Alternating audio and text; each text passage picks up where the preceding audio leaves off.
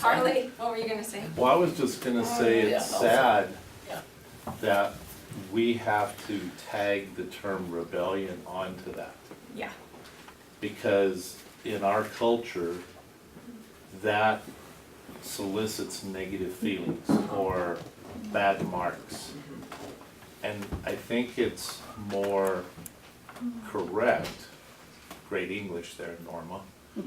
I think it's more correct if we say we're just being how God created us. Right. Because He did not create us to be conforming. Right. He created us in His image. Yeah.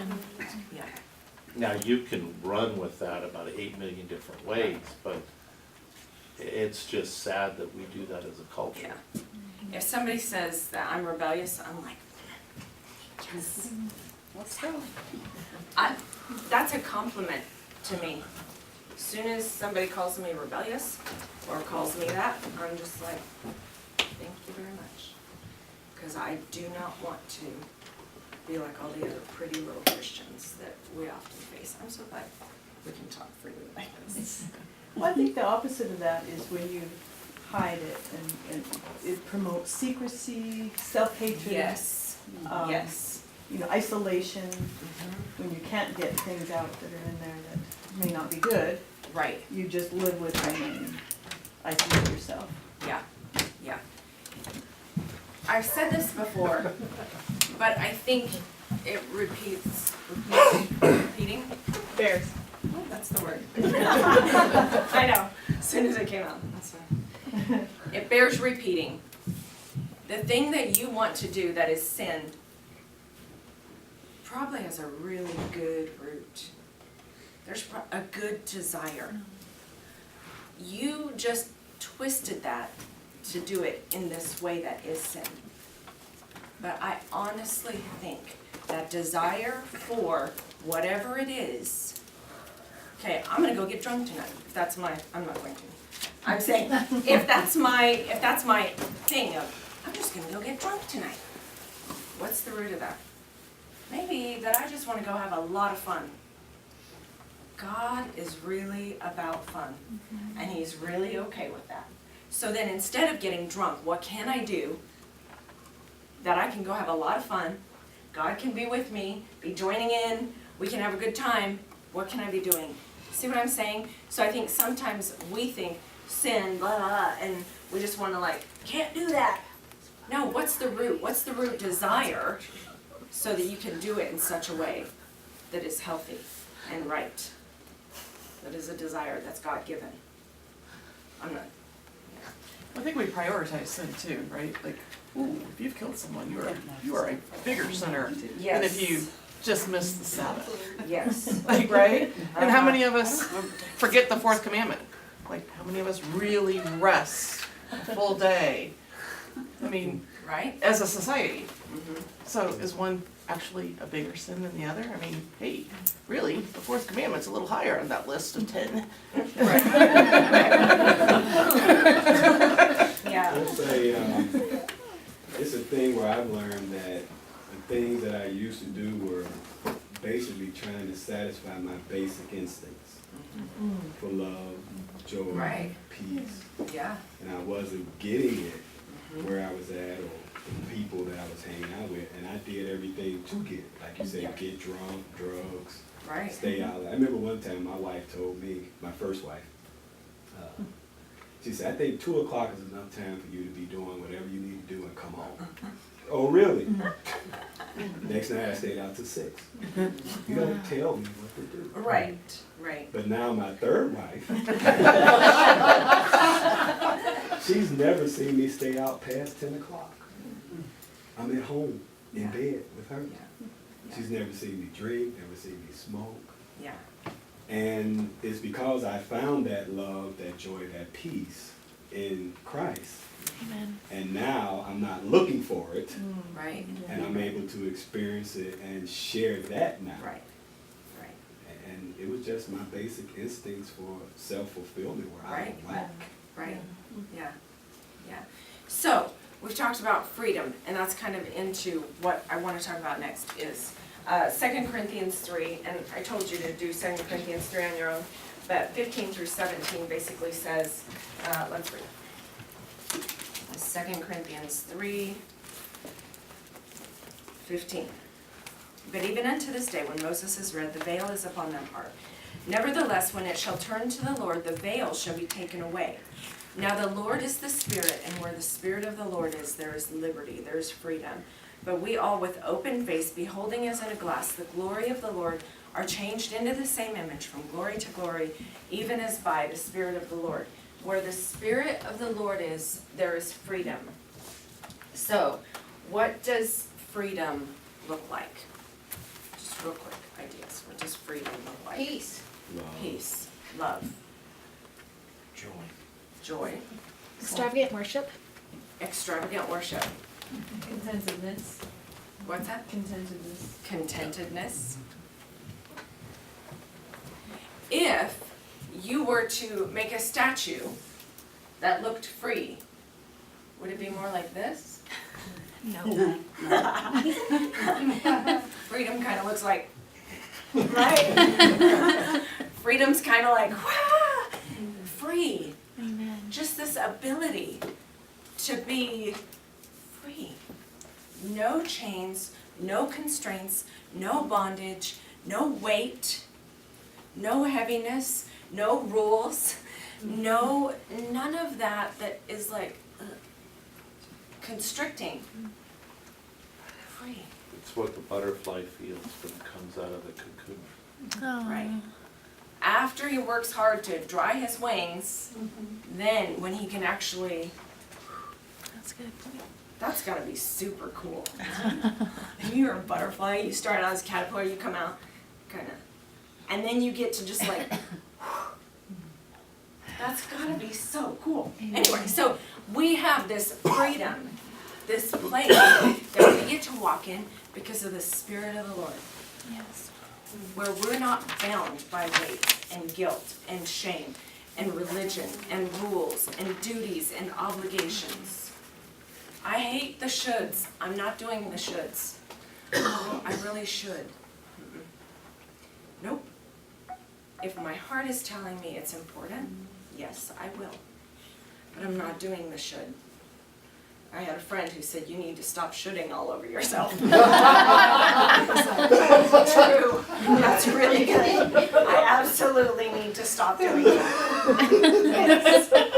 Yes. Yeah. Okay, so, it's interesting because I think sometimes, maybe this isn't true for everybody, I just feel like sometimes for myself, or sometimes I've seen it in others, this thing about freedom, it could look like, oh, I'm free, so I don't have to do anything, and I don't have to minister to anyone, and I don't have to give, and I don't have to, I can just be free to do whatever I want, whatever feels good, whatever willy-nilly thing I want to do that day. Which, okay, yeah, in the covenant, I am free to do whatever. True. But I think when we experience true freedom, it is the freedom to love with a kindness and a fierceness. I had this friend that I was talking to, and I basically was saying, look, you don't get to hide. You don't get to just not tell me what's going on. You don't get to just be quiet. You've already kept too many things to yourself. I'm here to be your friend. I want to know what is going on here. Tell me, please. And he replied, I feel hunted. And I said, good. There's a point of love that is hunting. There's a point of love that is after and intentional. Yeah. Yeah, but you should share the Psalm 23 thing. Mercy, goodness, and mercy. Because it's the same thing, Oh. goodness and mercy. Goodness and mercy shall follow me all the days of my life. I might not say everything. You should just say it. Just that the following there, the verb that's in there is literally saying that it's chasing you, it's after you, it's hunting. That's Hunting you the down. same kind of idea. God's love hunts me down, right? For the longest time, I was friends with somebody and I just don't tend to share, like, I don't know, I'm not great at sharing personal things. You might all be going, what? But in a one-on-one friend relationship, I'm not necessarily like, you know what happened today? I'm not, if you ask, I'll share, but I don't tend to be that way. And this friend said to me one time, she was like in my face, mad at me because I hadn't shared some things that were going on. And she's just like, if you and I are gonna be friends, part of what being a friend means is that you share your life with me and I share my life with you. And if you're not willing to share your life with me, let me know now, because I don't want to be participating in this if we're not going to be in this together. Okay, fine. And I realized at that point, that's love. Like, that's this heart of compassion. I want to know. You're important enough to me. I want to know. There is an aspect of love that is hunting. And hunting in such a way, I care. Not hunting like, you need to, never that. But this ability to go, I want to hear. Because I care about you, I care about your life, I want to know. I want you to share. So, freedom is not, this is where, freedom is not a willy-nilly walk away from everything, do what makes you happy idea. In the dictionary, freedom says it's exemption, I love this, it's exemption from external control, interference, and regulation. I like that a lot. Freedom is the power to determine action without restraint. Don't judge me, I'm in a yoga class, I really love it. And I'm learning a lot about God in my yoga class. But within that, they have, in the warrior poses where you have to stay frozen forever in these weird positions, and you just have to balance there. One of the things they say is, the warrior pose is about doing your duty without concerns about the outcome. No concern about the outcome. You do your duty. So you're in this position, right here, and you're frozen there doing that position. You're to do your duty without concern for the outcome or the consequences. And I love that about freedom. It's this choice to do this action without any concerns about the reactions. Jesus spoke the truth and wasn't bothered by what happened after. Right. I'm going to do this, and I'm going to tell you this, and this is what I believe is true, and then I'm going to do this. I am not going to control.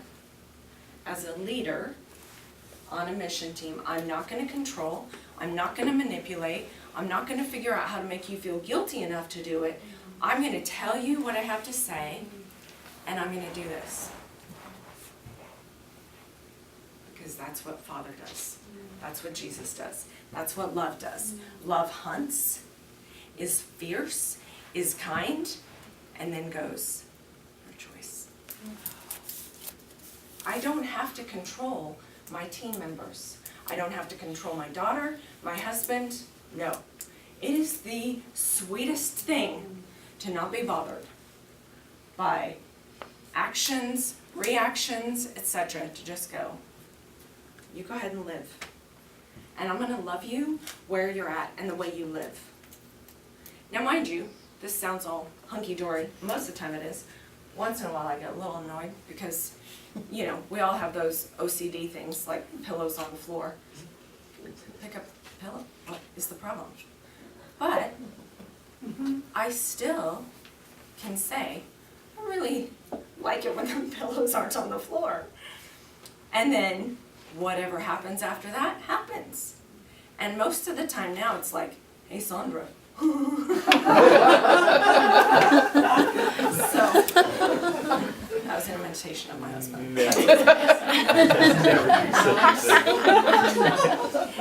So, there's something amazing in the big picture about being able to go, here's what I have to tell you, this is what I believe, this is what I think is true for you, and this is what I see for you. I might be wrong, but that's what I see and think, and now I'm gonna step away, and you're gonna make a choice.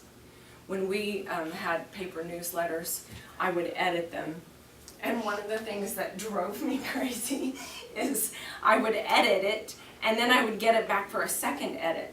And I'm always like, why? I gave you my opinion, you have it, take it and do with it as you will, I don't even care. Like, whatever happens after this, your deal. And that's how I feel about with people. I'm gonna say, here's a good idea, here's a thought, and then I'm gonna do this. Because honestly, I don't care. If ever I give you a gift, and you think it's ugly, and you don't want it in your house, and I come over to visit, and it's not there, trust me, first of all, I'm not gonna remember. Second of all, if I do remember and it's not there, I'm gonna be like, I don't even care. I gave you that gift, I thought it was cool, I thought you would like it, do with it as you will. I don't care if you give it away, if you burn it, I don't care. There's something amazing about that kind of freedom, to where I don't have to keep track, and I don't have to manipulate, I don't have to control. I love that. I love that. So, freedom is the ability to choose life without any requirement. Choosing and determining action without any requirement.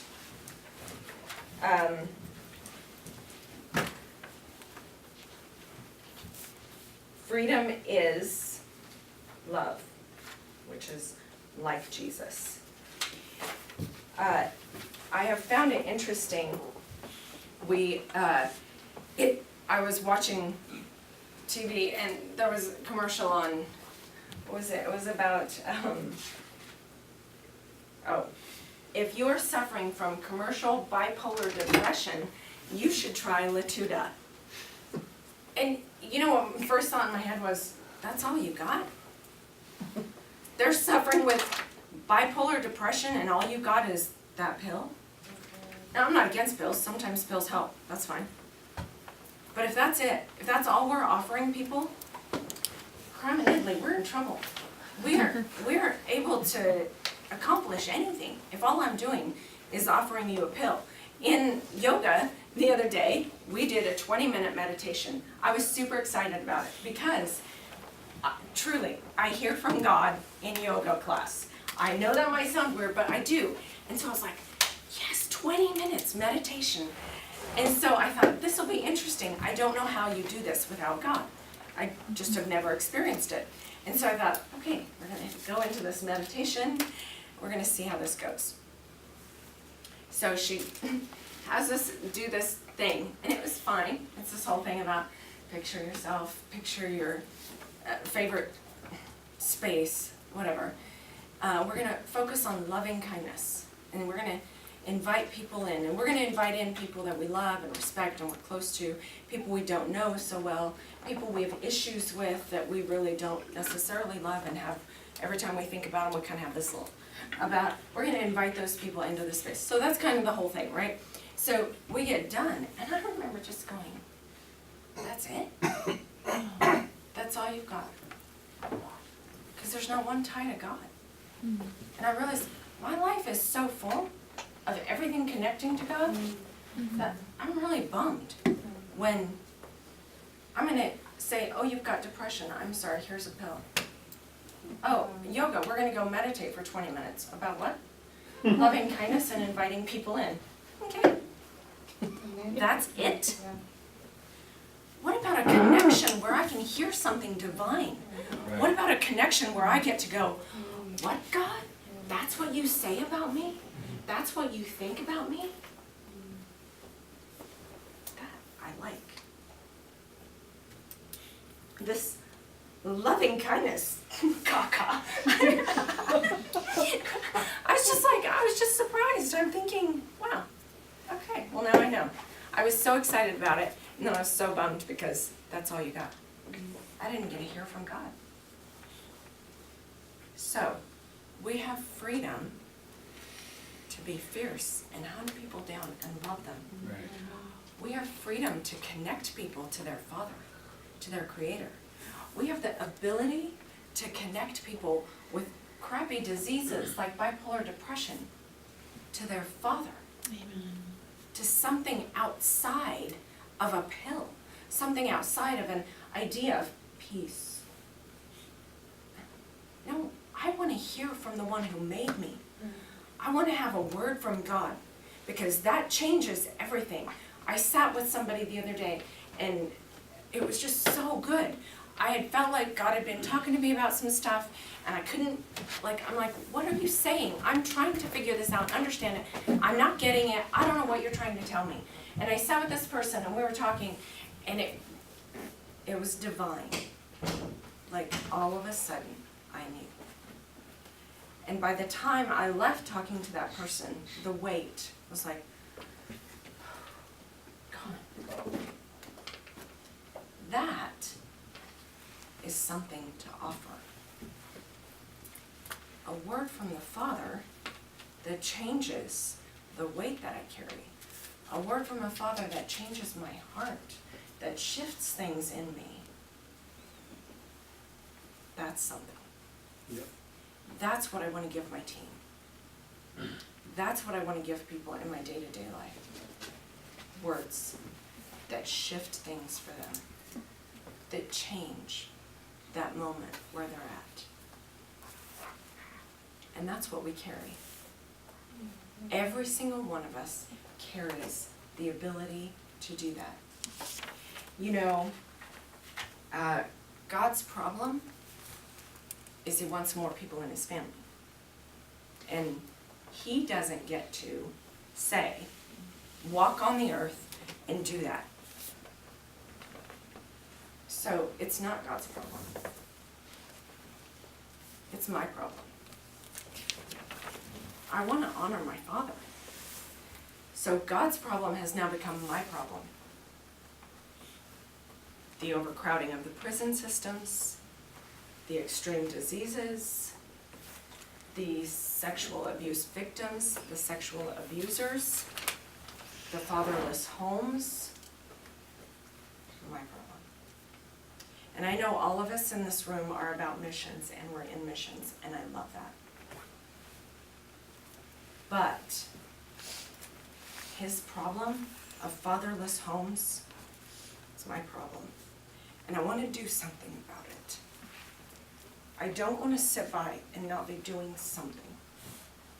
That's my problem. The reason we have the crap happening that we have is a lot because of fatherless homes. That's my problem. It's not the government's problem. It's not social services' problem. That's my problem. And if all I do is just sit back and go, man, our world is going to hell. True. That's it? That's all you got? No. I have answers. And that's not cocky and that's not egotistical. That's truth. I have answers because Father lives in me. His heart is in me. His wisdom is in me. I have answers. And his problem is my problem. And I want to do something about it. This quote, I think, is profound. It says, honor your Creator, not by passively waiting for grace to come down from up on high, but by doing what you can to make grace happen. Yourself, right now, right down here on earth. Doing what you can to make grace happen. So when you're not on the mission field, what's in front of you here? What can you do to make grace happen right now, right here? We're in a place where we need people to make grace happen. Not wait for some divine call, some divine mantle, anointing. That's good, that's fine. But sometimes I think we get so busy waiting to hear from God and have a specific like, oh, this is my calling. That we miss making grace happen at the coffee shop, we miss making grace happen in the bathroom,